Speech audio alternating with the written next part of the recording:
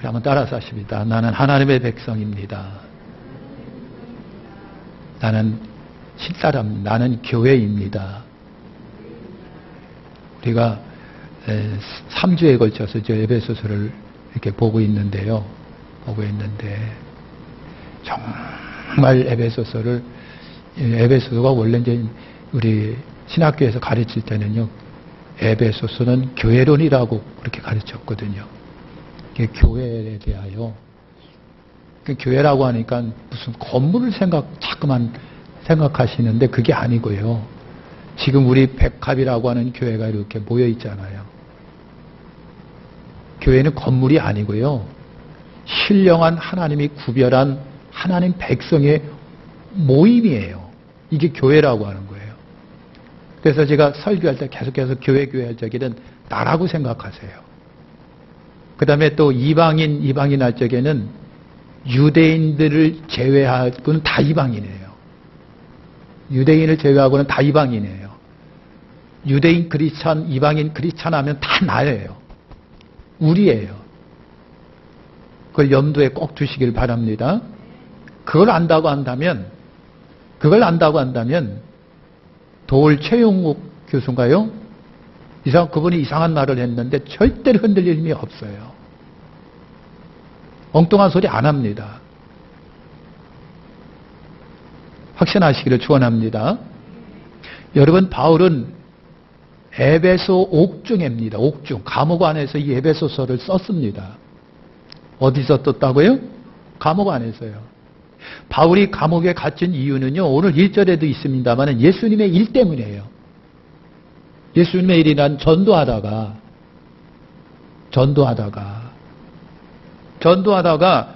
여러분, 이방인에게 예수복음 증거하다가 그 에베소에 있는 유대인들이 고발을 했어요. 그래서 지금 잡혀서 옥중에 있는 거예요. 바울 자신은요, 자신을 이방인의 사도라고 합니다. 이방인의 사도. 그러니까 아까 말한 것도 유대인이 아닌 이방인에게 복음을 전하기 위한 이방인의 사도다. 바울이 자기를 이방인의 사도라고 그래요. 이방인의 전도자. 어떻게 하다 보니까 자기가 이방인의 사도가 여러분 된 것이 아니에요. 하나님의 은혜라고 되어 있습니다. 하나님의 은혜. 자기가 이방인의 사도 된 것은 7절에 보니까 하나님의 은혜다. 이 은혜도 자기가 태어나기 전 만세 전부터 하나님의 섭리래요. 하나님의 섭리 가운데 이방인의 사도가 됐어요. 유대인들에게 미움받아 쫓겨가다가 어쩌다가 이방인에게 전도한 것이 아니라 하나님이 만대전서부터 선택되어 불러가지고 바울에게 이방인의 사도라고 하나님이 사도의 여러분 사명을 주시고 이방인 속에 전도하라고 하나님이 내보내 주신 거예요. 그러니까 눈에 안 보이니까 이 사실이 이방인 사도 바울이 어쩌고 그랬는데, 저나 여러분이나 영적인 안목으로 볼 때 하나님의 섭리가 계셔서 여기 앉아있고 하나님의 섭리가 계셔서 여기에 그리스도인으로 살아가고 있는 거예요. 네? 그걸 아시자고요. 우리 눈에는 하나님의 어떤 섭리 같은 게 굉장히 안 보이잖아. 없으니까 안 보이지. 영적인 하나님이 하시는 일이기 때문에. 그런데 하나님의 섭리가 있어서 여러분 여기 앉아있는 거예요. 괜히 앉아있는 게 아니란 말이죠. 뜻과 섭리가 계셔서 앉아있는 거예요. 크리스찬이 됐다는 얘기예요. 그래서 바울은 하나님이 만세전서부터 나를 선택해서 이방인의 사도로 부르셨대요. 이거에 대한 바울은 자부심이 커요. 저도 여러분도 예수 믿고 백학교인 됐다고 하는 거 자부심을 가져야 돼요. 네? 우리 교회 여러분 다른 게 아니라 하나님이 나를 불러서 여기에 앉혀놨다라고 하는 그것 자체에 대하여 자부심을 가지라고요. 다른 게 아니야. 다른 게. 여러분, 바울은 유대인이죠. 그래요, 안 그래요? 그럼 예수님은 뭘까요? 예수님도 유대인이셔. 그러니까 예수님도 다윗의 후손으로 유대 땅 베들레헴에 오신 부모가 유대인이고 예수님도 DNA가 유대인의 DNA가 갖고 있는 거예요. 이상하죠? 한국인의 DNA하고 일본인의 DNA하고 좀 틀리다는 거예요. 유대인의 DNA도 우리하고 좀 틀리대요. 같은 인간인데도 틀리는 거예요. 그래서 유대인들은요, 아프리카, 이디오피아라든가 중국에서 자기 유대인들을 찾아내요. 얼굴은 동양인이에요. 우리처럼 똑같은데 DNA가, 유대인 DNA가 거기 있다는 거예요. 얼마 전에서 중국에서 유대인들이 대거 이스라엘로 간 거 아시죠? 그래 됐다니까. 혹시 모르겠어요. 여러분 가운데 유대인 DNA가 있는지도 모르겠어요. 여러분, 이런 역사가 여러분 있는 거예요. 할렐루야. 그래서 예수님도 달수의 후손은 유대 땅 베들레헴에 오셨는데 성경은 당신 백성 가운데 오셨다 그랬어요. 예수님이 유대인이시기 때문에, 부모가 유대인이기 때문에 유대인 백성 가운데 오셨는데, 그런데 유대인들은 예수님을 안 받아들였지요. 거절했지요. 거부했지요. 그런데 하나님은요, 예수의 복음을 유대인에게 전하기보다는 바울을 통하 이방인에게 전하시기를 원하셨던 거예요. 그래서 바울을 이방인의 사도라고 부릅니다. 유대인인데도 불구하고 하나님이 바울아, 너는 이방인에게 전도해야 돼. 이런 보내심을 받았다는 것이죠. 사실 여러분, 복음이 이방인을 향하게 된 것은 이유가 있어요. 방금 언급했습니다마는 예수님이 자기 백성 가운데 오셨는데 백성이 예수님을 거절하고 심지어는 십자가에 예수님을 못 박아 죽이십니다. 그러나 생명의 복음이 굳이 거절하는 자기 백성 가운데 들어가지를 아니하니까 하나님께서 바울에게 이방인에게 이 복음을 증거하라고 하나님께서 바울을 이방인에게로 향하게 만드신 거예요. 그 중요한 사역을 갖다가 바울에게 맡긴 거예요. 유대인의 배반이 우리에게 복음으로 사는 기회가 되었다, 그런 얘기예요. 유대인이 배반하니까 덩달아 더불어 내가 은혜를 받은 거. 우리가 꼬리야, 대한민국 꼬리야, 내가 은혜를 받은 거예요. 여러분, 이런 하나님의 섭리가 있는 거예요. 이것을 하나님의 배려하심에 우리가 여러분 감사해야 됩니다. 우리나라에 복음이 들어온 것은 선교사들의 헌신과 희생의 덕분이죠. 그죠? 희생의 덕분이에요. 그들이 없었다고 한다면 우리에게 복음이 전해질 수 있었을까? 우리가 예수를 믿고 복을 받고 나라는 개화되고 그 다음에 부강하게 되었고, 우리나라 경제 대국입니다. 군사 대국입니다. 우리가 1인당 국민소득도 G7에 들어갈 정도예요. 사랑하는 성도 여러분, 선교사들의 헌신과 희생이 없다고 하면 하나님의 은혜가 우리 가운데 과연 이만큼 있었을까? 그죠?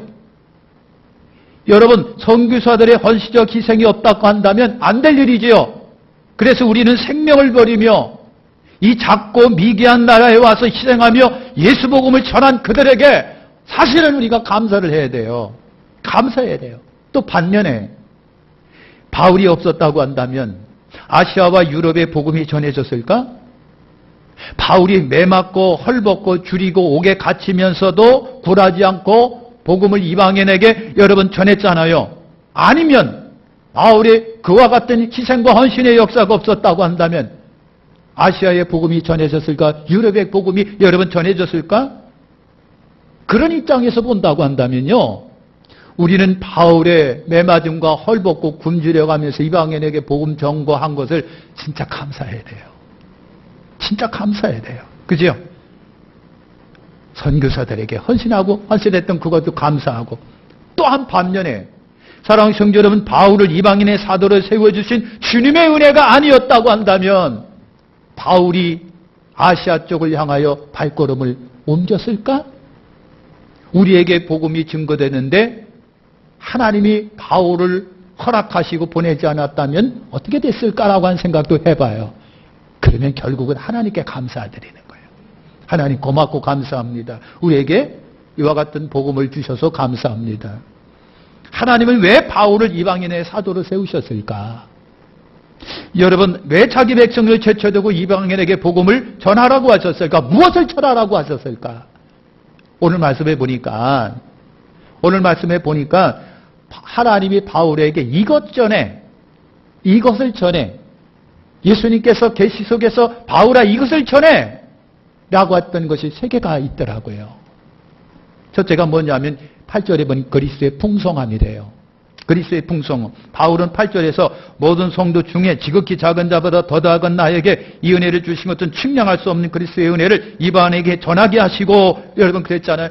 바울은요 자기 자신을 죄인 괴수라고 했습니다. 죄인 괴수.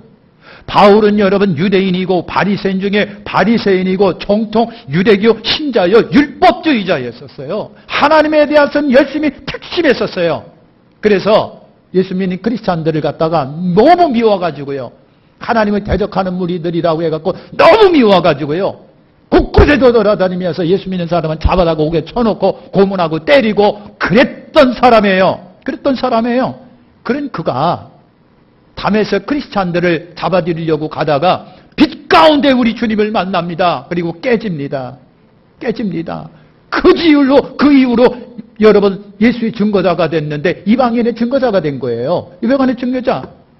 주님의 오래 참으시는 사랑이 없었다고 한다면, 하나님의 오래 참으시는 사랑이 없었다고 한다면, 그 여러분 크리스찬들을 그렇게 모질게 쫓아다니며 핍박했던 사울을 하나님이 안 되겠다 싶어서 미리 없앴다고 한다면, 미리 제거했다고 한다면, 여러분 이런 은혜가 우리에게는 있었을까? 하나님의 오래 참으심이 감히 나 같은 자에게도 이런 기회를 주신 거예요. 하나님의 오래 참으시는 그 사랑 때문에 바울도 예수 증거자가 됐지만 오늘 우리도 예수 믿는 귀한 생명을 얻은 존재가 된 거예요. 이 사랑 때문에 바울이 전도자가 되고, 이 사랑 때문에 우리가 예수 믿고 구원받았어요. 오래 참으시는 사랑 때문에. 하나님이 성급해가지고 보는 족족 심판하셨다고 한다면 남원할 자가 누가 있겠느냐고요. 벌써 오래전에 심판됐지? 하는 행동 보면 하나님이 안 되겠다 싶어갖고 사전에 제거시켰다고 한다면 누가 이 자리에 남아있겠느냐고요. 하나님의 오래 참으시는 사랑 때문에. 바울은 자기가 이방인의 사도된 것은 자기 뜻이 아닌 하나님의 뜻이라고 말을 합니다. 하나님의 놀라운 구원 계획하에 되었다라고 하는 고백이에요. 여러분 이렇다는 것은 이방인에게 예수 복음이 증거되는 것이 하찮은 일이 아니라고 하는 얘기를 말하는 거예요. 반직이 그거예요. 하나님이 바울을 이방인의 사도로 불러가고 이방인에게 전도하겠다라고 하는 얘기는 오늘 저나 여러분들이 예수 믿고 구원받은 것이 하찮은 일이 아니라고 하는 거예요. 하나님의 절대적인 구원 섭리 속에 있었다는 얘기예요. 심심풀이 땅콩 정도가 아니라 미르다가 시적 남은 간도 그런 수준이 아니라 우리 하나님이 만세전서부터 나를 위하여 계획하시고 그 속에서 바울을 선택하시고 불러갖고 나를 예수 믿게 했다는 얘기예요. 절대로 하찮은 일이 아니다. 여러분 또 복음이 억지로 만드는 것이 아니라고 합니다. 바울은 그래요. 분명 예수님의 계시에 의함이고 하나님의 사명을 받았음이니 이 복음이야말로 여러분 생명의 복음이고 살리는 복음이고 매우 가치 있는 일임을 분명히 바울은 역사합니다. 역사하고 매우 중요한 일이라고 하는 거예요. 이방인의 사도된 것은 바울에게 여러분 영광이었습니다. 영광이에요. 하나님이 나를 창세전부터 택해가지고 이방인을 위하여 사도 세웠으니 얼마나 영광인가요? 이 직분의 가치성과 위대성, 영광성을 드러내는 순간에요. 사도 바울은 하나님 감사해요. 나를 이방인의 사도로 불러주셔서 감사합니다. 이방인의 사도됨을 자랑스럽게 여겨요. 결코 작은 일이 아니라고 하는 것을 말하고 있는 거예요. 이방인인 우리가 예수 믿고 구원받은 것은 이와 같은 놀라운 섭리 속에 되어진, 계획 속에 되어진 일이라고 하는 거예요. 계획 속에 되어진 일이라는 거예요. 만세전부터 하나님이 나를 구원하려 하시고 만세전부터 섭리와 구원 속에서 나를, 대한민국에 살고 있는 나를 예수 믿어 구원받고 교인이 되게 해주시고 백합성도가 되게 해주셨다는 얘기예요. 이게 무슨 어떻게 하찮은 일인가요? 이게 어쩌다가 된 일인가요? 예? 하나님의 섭리 속에 된 거예요. 중요성이 중요하게 생각하시길 바랍니다. 두 번째 바울에게 절하라고 하는 것은 그리스도의 비밀이라고 그랬어요. 9절에. 이 비밀은 예수께서 바울에게 알려주신 계시입니다. 3, 4절에 그랬어요. 그러니까 절대 바울이 꾸며낸 얘기가 아니란 얘기예요. 예수님이 바울에게 계시하신 말씀이라고 주장을 합니다. 그래서 혹자는요 기독교의 교리가 다 바울이 만들었던 거라고 그래요. 혹평을 해요.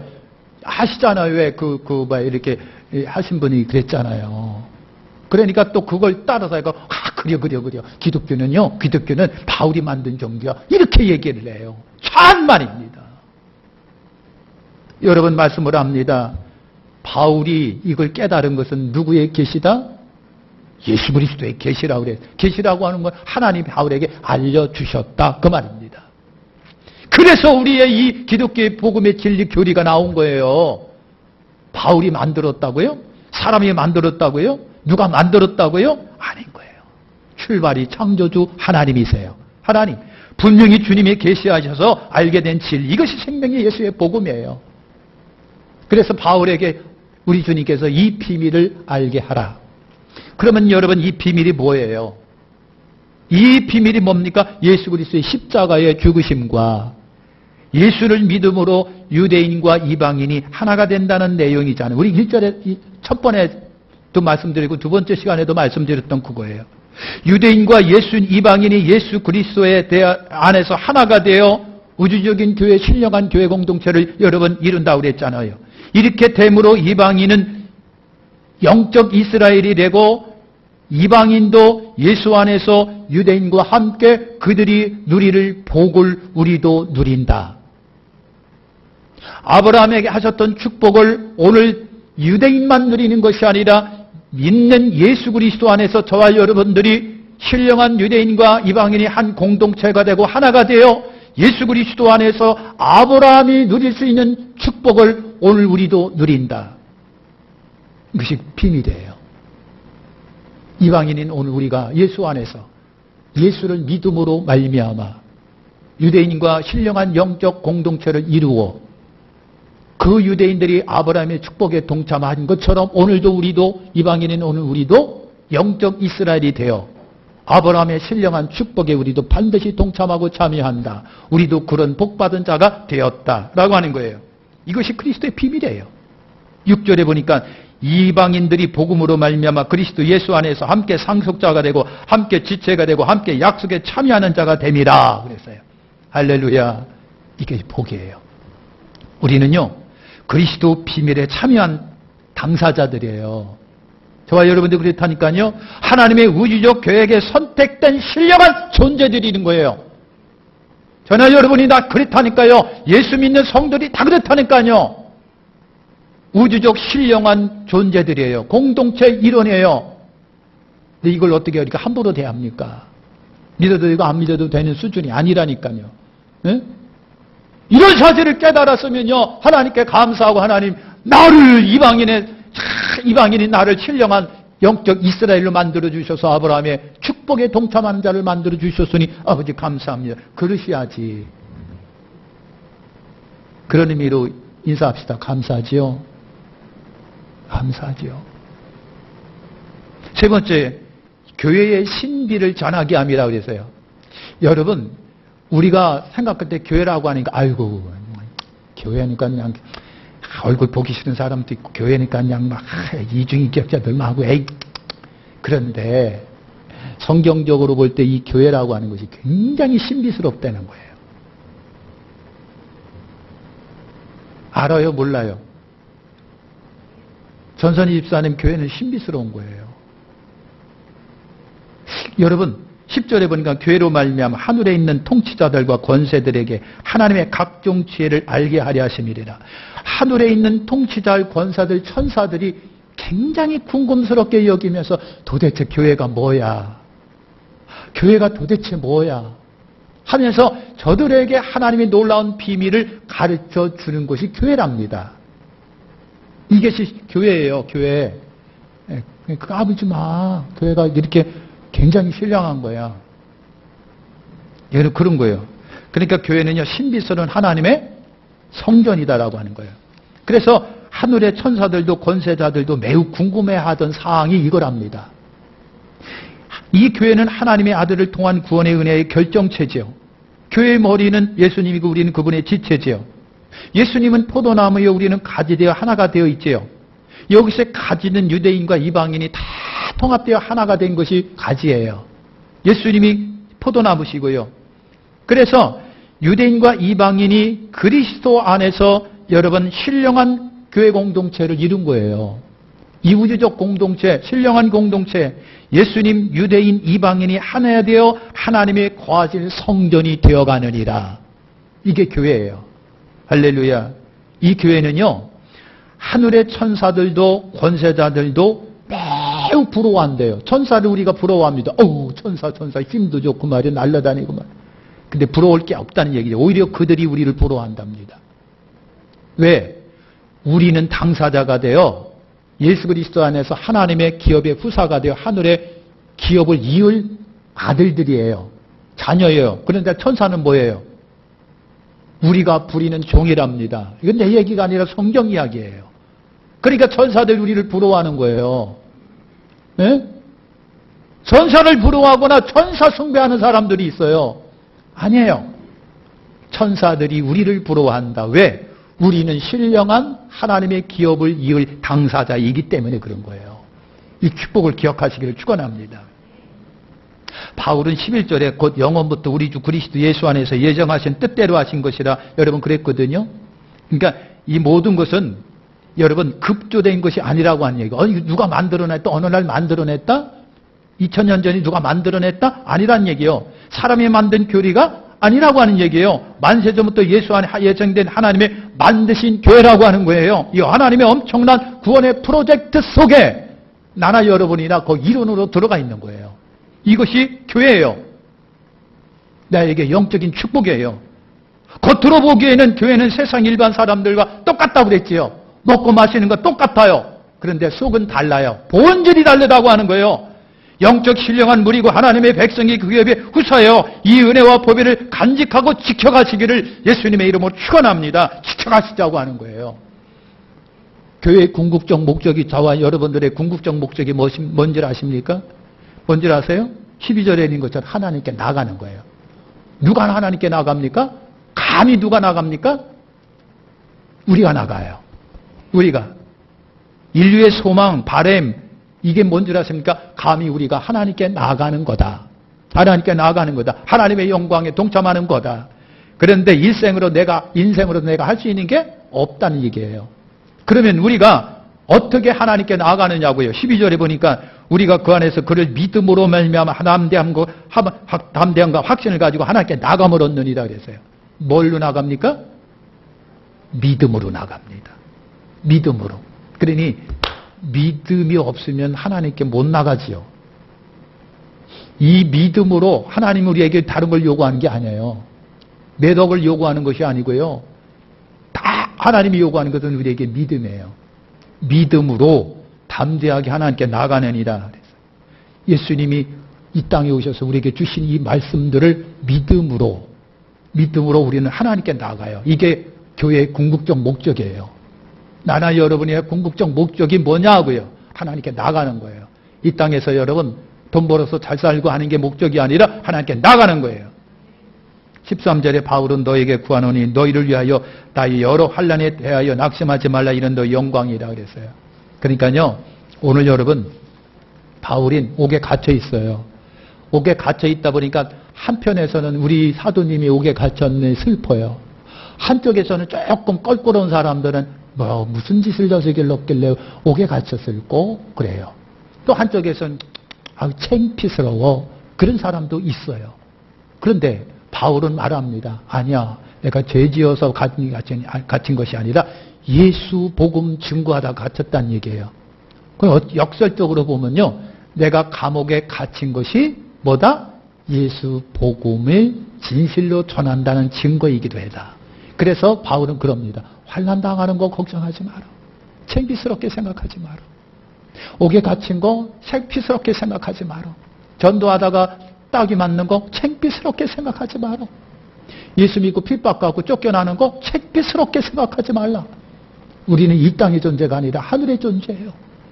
우리는 하늘의 사람이기 때문에 이 땅에서 고난받는 거 당연해. 예수님도 그랬어. 그러니까 걱정하지 말고 염려하지 말고 환난에 대해 근심하지 마라. 우리는 하늘의 사람이야. 여러분, 그런 여러분 되시길 축원합니다. 기도하겠습니다. 하나님 아버지 감사합니다. 고맙고 감사합니다.